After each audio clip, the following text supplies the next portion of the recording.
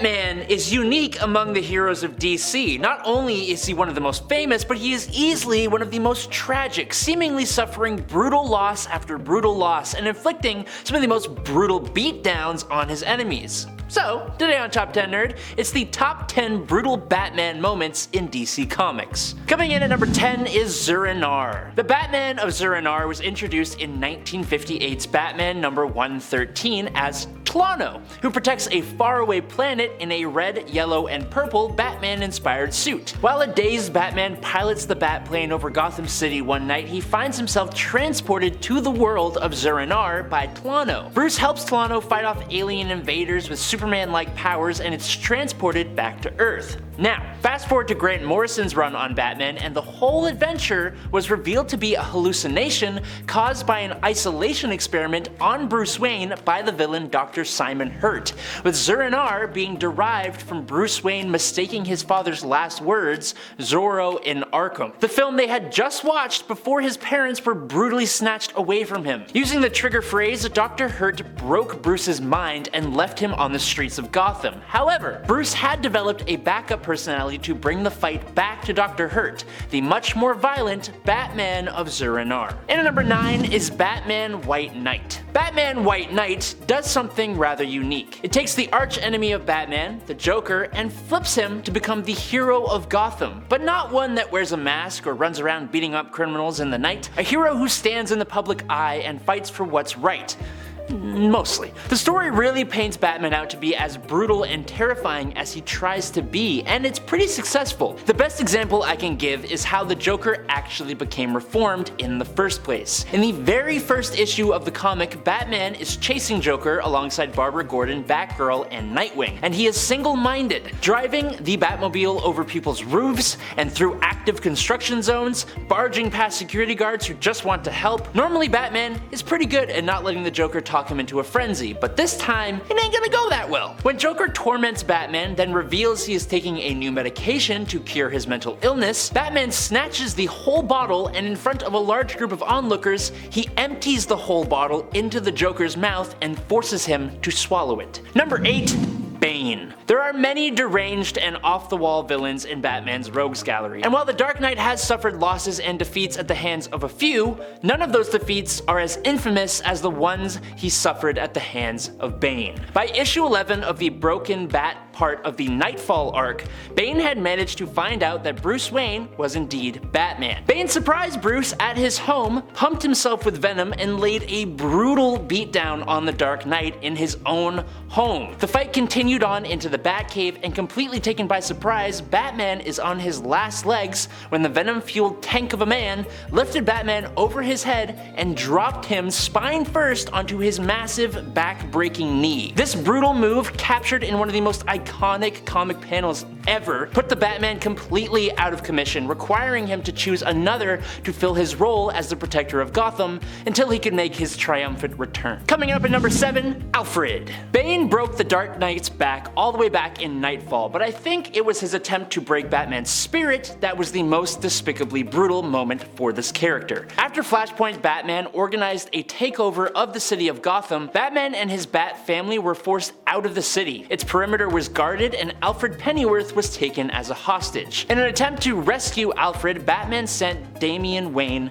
Robin. Unfortunately, Damian was not quite capable of getting the job done, but that doesn't mean that he deserved to be forced to watch as Bane snapped the neck of Alfred Pennyworth, sending the heart of the Bat family to his grave. Instead of actually serving to break the Batman's spirit like he intended to, Bane actually pushed Batman to do practically whatever it takes to put Bane down. If anything, this act united the Bat family as a force to be reckoned with, and there was no way Bane or the alternate Thomas Wayne were going to get away with this heinous crime. And at number 6 is his one rule. Batman Hush could in its entirety be seen as a brutal moment. It strikes at the childhood life of Bruce Wayne himself, pushing Batman to a point we rarely ever see. In Batman issue number 614, right smack dab in the middle of the Hush story arc, Tommy Elliot, the childhood friend of Bruce Wayne, loses his life at what seems to be the hands of the Joker. All the years and years of distress caused by the Joker, the people hurt, the lives lost, they all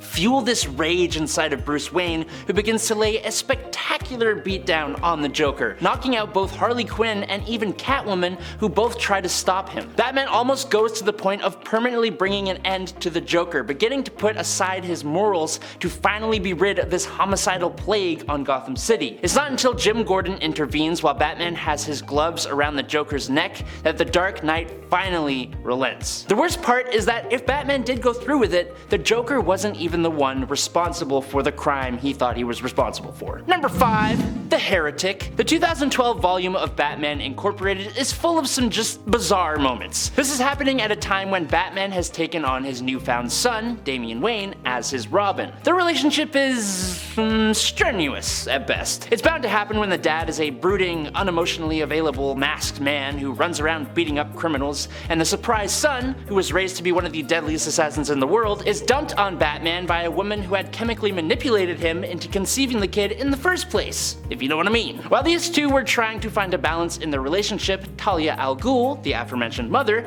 initiated a plot to take over Gotham alongside her organization and with a massive hulking bodyguard called the Heretic. Spoilers for a story that is about 10 years old, but the Heretic is actually a clone of Damian Wayne himself, and he is terrifying. For starters, he was literally grown inside the belly of a whale, which, what?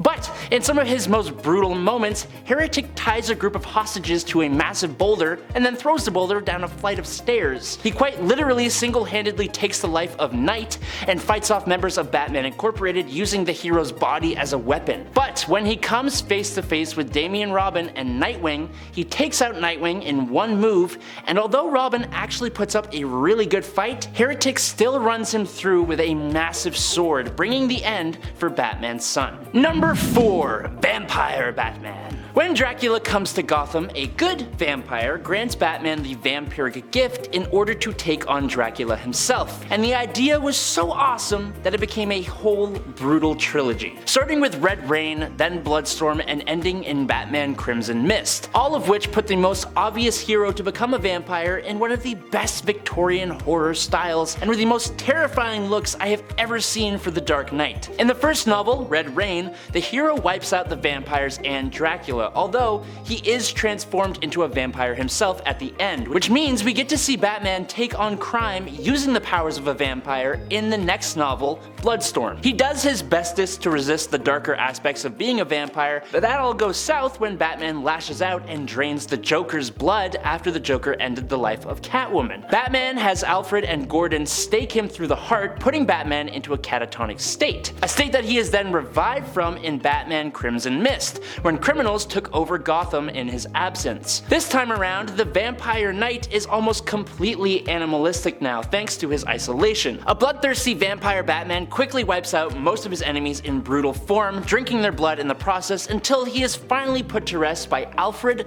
Gordon, Two-Face, and Killer Croc, who all go with him to the grave. Number 3. Arkham Asylum. One of the great things about Batman compared to any other hero is the way his comics can lean really heavily on the darker aspects of human beings, and because of that they can also get away with much more expressionistic art that can be really gorgeous while also being completely terrifying. As example, let's talk about Arkham Asylum. The gritty gothic artwork, which looks like it came straight out of my nightmares, meshes with the extremely dark, disturbing, supernatural themes of the story to take what is essentially just Batman going to work to secure Arkham Asylum into a brutal, mind-twisting funhouse ride. It's terrifying. Batman takes on some of his most well-known foes, but the fights aren't the compelling part. It's the sheer freakiness of it all. The real brutality of this story comes in its horror and the dark past of Arkham Asylum itself, which is slowly drip-fed to us as we make our way through the pages and pages of the most terrifying Joker I have ever seen. And at number 2,